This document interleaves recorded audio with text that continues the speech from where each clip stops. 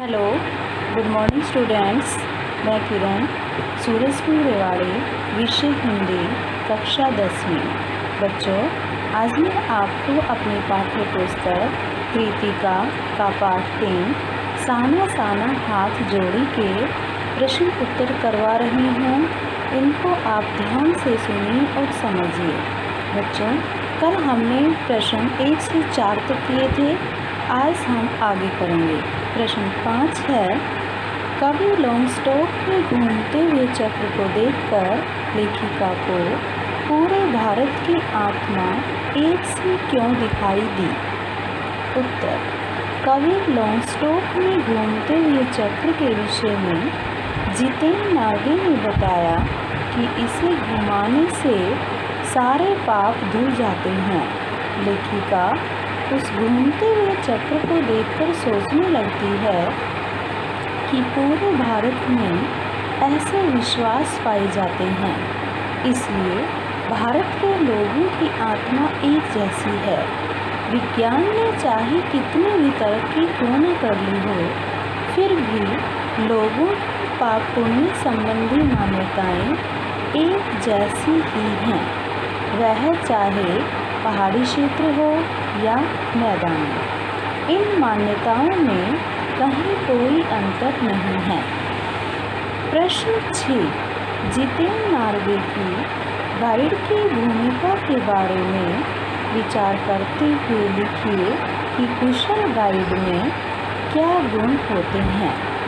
उत्तर, जितेंद्र नार्गे केवल गाइड ही नहीं अपितु कुशल ड्राइवर भी था।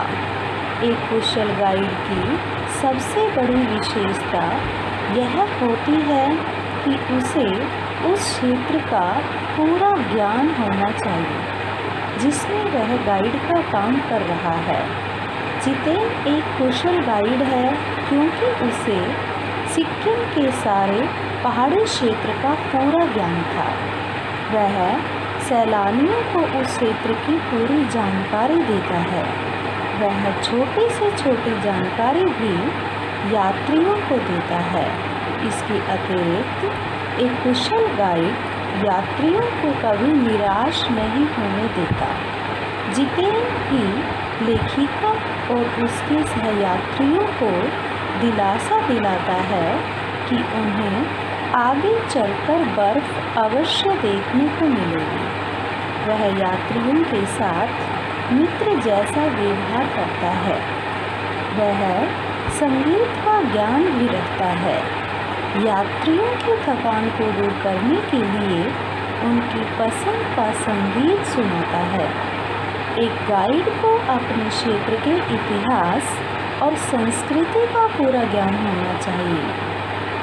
जितेंद्र इस दृष्टि से एक कुशल गाइड है।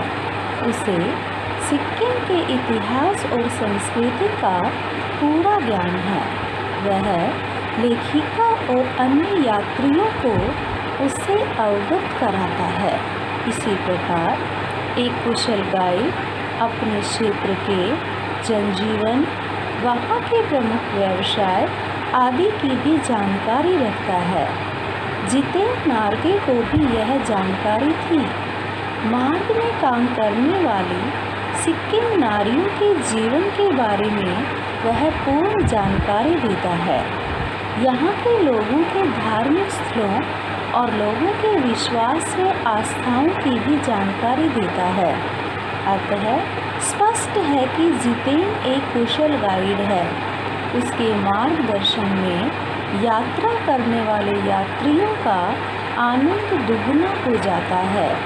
वह आसपास के वातावरण को प्रसन्नता युक्त बना देता है। प्रश्न 7, इस यात्रा वृतांत में लेखिका ने हिमालय के जिन जिन रूपों का चित्र खींचा है उन्हें अपने शब्दों में लिखिए। उत्तर सुनिए। लेखिका की पहाड़ी यात्रा गंगटोक से यूमथांग जाने के लिए आरंभ होती है। वे अपने पूरे दल के साथ जीप में बैठकर यात्रा शुरू करती हैं। जैसे जैसे वे आगे बढ़ती हैं, वैसे वैसे ऊंचाई भी बढ़ती जाती है। उन्होंने देखा कि हिमालय का प्राकृतिक दृश्य पल पल में बदलता है। हिमालय का विराट रूप सामने आता है।